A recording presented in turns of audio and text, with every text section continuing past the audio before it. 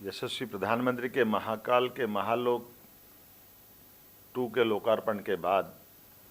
जिस प्रकार से हमारे श्रद्धालुओं का आवागमन बढ़ा है, खास करके धार्मिक श्रद्धालुओं का एक नया लोक बना है और लगभग 5 करोड़ से ज़्यादा धार्मिक यात्री हमारे उज्जैन आ रहे हैं। उज्जैन के सभी देवस्थानों के दर्शन के अलावा उज्जैन में बहुत सारी घटनाओं से, बहुत सारे कारण से लोग अपने आप को पूरे देश के और दुनिया के लोगों का आवागमन का फ्लो बढ़ा है।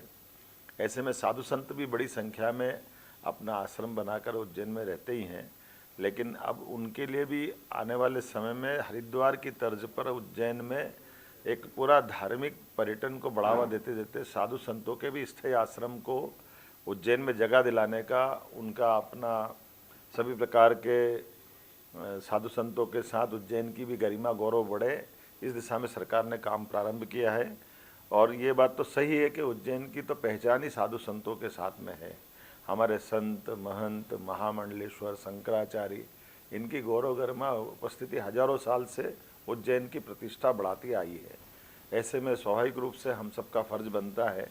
विकास के मामले में हमारी सरकार उज्जैन में साधु संतों के लिए परमानेंट एक तरह से धार्मिक नगरी का कुछ हिस्सा उनके लिए भी पूरा बनाया जाए। इसीलिए उज्जैन विकास प्राधिकरण के माध्यम से मध्य प्रदेश सरकार ने एक बड़ी योजना उज्जैन के लिए बनाई है, जिसके कारण से उज्जैन में हमारे 13 ही अखाड़ों के सभी महामंडलेश्वर, संत, महंत, अखाड़े के प्रतिनिधि अगर भूमि चाहेंगे तो हम पर्याप्त भूमि उज्जैन में उपलब्ध कराएंगे और वो अपना आश्रम स्वयं बनाए। इसके लिए हम उस आवश्यक रूप से मूल इंफ्रास्ट्रक्चर पे काम कर रहे हैं, जैसे सड़क, पुल, नाली, बिजली और आवागमन के सभी मार्ग उज्जैन से जाने आने वाले 4 लेन, आवश्यकता पड़ेगी तो 6 लेन, और इस प्रकार की सुविधा जुटाना है जिसके कारण से धार्मिक पर्यटन के लिए उनके साथ में आने वाले भक्तों को भी कोई कष्ट नहीं हो। और योजना भी इतनी अच्छी प्रकार से बनाई गई है कि 1 हेक्टेयर की भूमि में केवल 25% स्थायी निर्माण वो कर सकेंगे, बाकी हमारा 1/3 हिस्सा खाली रहेगा जिसमें वो पार्किंग वगैरह की व्यवस्था पर्याप्त रूप से की जा सके। हम उम्मीद कर रहे हैं कि जैसा हरिद्वार में जब कुंभ मेला का आयोजन होता है तो वहाँ अधिकांश साधु संत, महामंडलेश्वर अपने अपने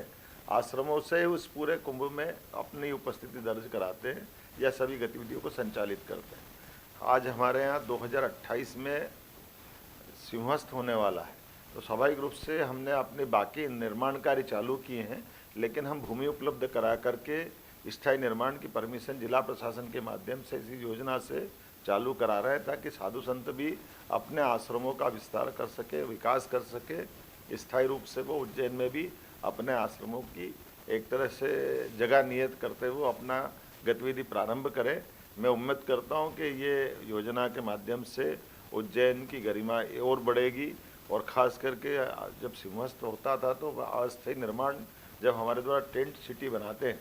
तब आंधी, तूफान, बारिश के कारण से हर बार टेंट उड़ जाते हैं, बाद में तकलीफ आती है, या टेम्परेरी एक्विजेशन करने के कारण से कई सारे कष्ट आते हैं जिसमें ड्रेनेज की सिस्टम बिगड़ जाता है, आने जाने के मार्ग, काली मिट्टी की ज़मीन होने के कारण तकलीफ होती है। वो सारे कष्टों से निजात मिलेगी। अभी पक्के रोड बना करके ये पूरा एक तरह से नया नगर बनाने का एक हमने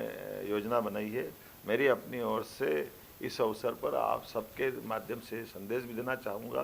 कि पहले हमारे साधु संत महामंडलेश्वर सभी अखाड़े के लोग जो अपना कैंप लगाते हैं उनके लिए भी व्यवस्था रहेगी, और वो केवल सिंहस्थ नहीं, पूरे साल इस प्रकार की गतिविधि संचालित करें।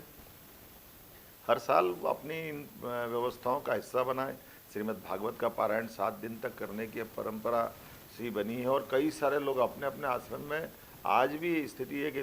उज्जैन में 4 से 5 लाख लोग प्रतिदिन उज्जैन में रहते हैं। ऐसे में उनके सारे प्रबंधन करने की जवाबदारी हमारी है। इसी के साथ साथ हमने एक और इसमें योजना बनाई है, साधु संतों के अतिरिक्त सभी सामाजिक संस्था,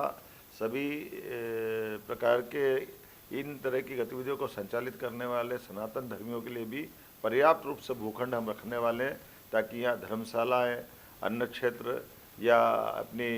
इस प्रकार की गतिविधि जो हमारे इस सनातन धर्मी व्यवस्थाओं में आवश्यक होती है, उनके लिए धर्मशाला वगैरह बनाने के लिए स्कूल, कॉलेज, हॉस्पिटल